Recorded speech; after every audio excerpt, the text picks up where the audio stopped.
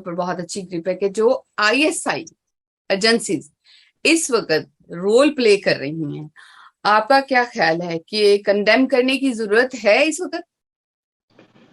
اس وقت جی اصل میں جو بھی آئی ایس آئی رول جو ہم دیکھ رہے ہیں یہ it is basically to divert the external threats Pakistan کو جو باہر کیسے خطرات ہوں، اسی وجہ سے ایجنسیاں بنتی ہیں.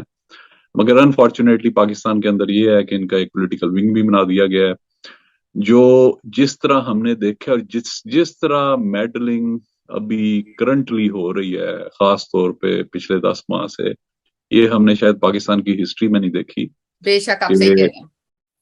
یعنی کہ آپ کو سب کو پتا ہے کہ اعظم سواتی کے ساتھ کیا ہوا، ان کی ویڈیوز ان کی فیملی کے ساتھ، اور پھر ان کی آڈیوز، اور خان صاحب نے بھی بتایا کہ یہ لوگ ہیں جو ملوث ہیں.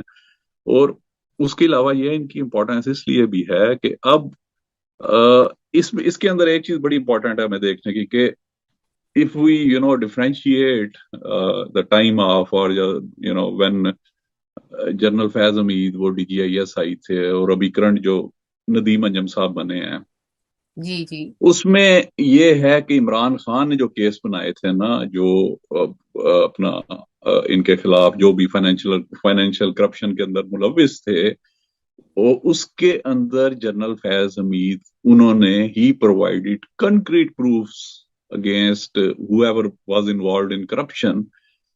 Even he was from PTI، اس کے خلاف بھی دیے، جس کی بے ایک شک بے شک. مثال آپ نے دیکھا کہ پرویز علائی کے خلاف انہوں نے، مونس علائی، ان کی کرپشن کے، جن کی پھر بڑی پرویز علائی نے پبلکلی بتایا جی فیض حمید نے ہمیں ثبوت دیے. اصل میں اس کے اندر خان صاحب کو بھی کریڈٹ یہ جاتا ہے کہ انہوں نے یہ نہیں کہا کہ اگر کوئی بندہ پی ٹی آئی کا ہے اس کا نہ دو، کوئی پی ڈی ایم سے کسی کا تعلق ہے اس کا دو.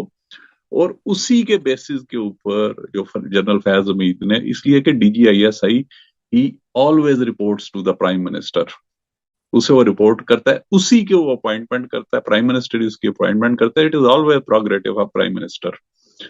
جی اور بالکل آپ صحیح کہہ رہے یہ ہیں. پی ڈی ایم کو سپورٹ کرنے کے لیے جو باجوہ صاحب نے کیا، انہوں نے سب سے پہلے عمران خان کے نیچے سے رگ کھینچنے کے لیے انکانسٹیٹیوشنلی فیض حمید کو ریموو کر کے ندیم انجم کو اپوائنٹ بھی، ہی کینٹ اپوائنٹ، اس کی بھی اپوائنٹمنٹ اس آکورڈ طریقے سے کی کہ D G I S P R کو کہا، بابر افتخار کو، کہ اس کی اناؤنسمنٹ کر دو کہ ہی ہیز بین اپوائنٹڈ، یہ which بات آپ was کی بالکل totally ٹھیک ہے. unlawful. بالکل آپ صحیح کہہ رہے ہیں کہ یہی بات ہے کہ کنڈیم کرنے کی اشد ضرورت ہے.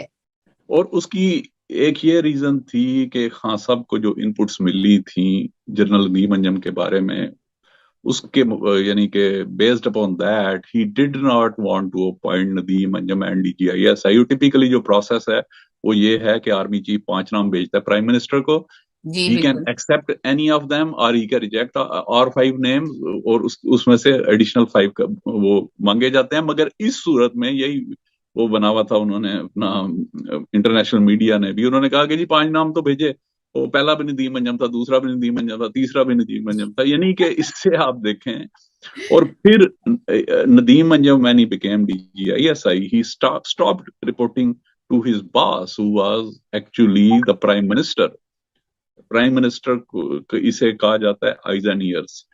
That is when things started going ugly. اور وہ بیڈ اگلی ایگزیکٹلی. یہ سندھ ہاؤس میں بھی جو ہوئی تھی buying selling member of parliaments کی، اور خان صاحب نے کہا کہ مجھے تو یہ ٹی وی سے پتا لگا، نہیں تو اگر کوئی ایسا ہوتا جو اپنی جاب کر رہا ہوتا جس طرح جنرل فیض حمید تھے تو اس وقت وہ.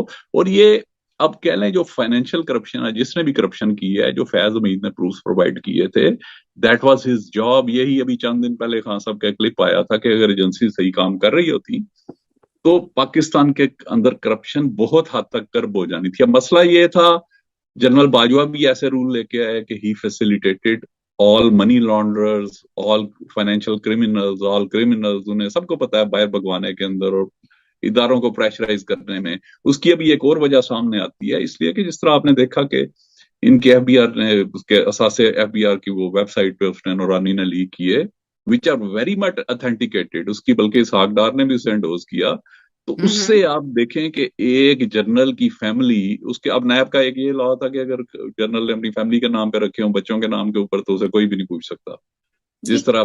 کے لاز تو ان کے بنتے جا رہے ہیں.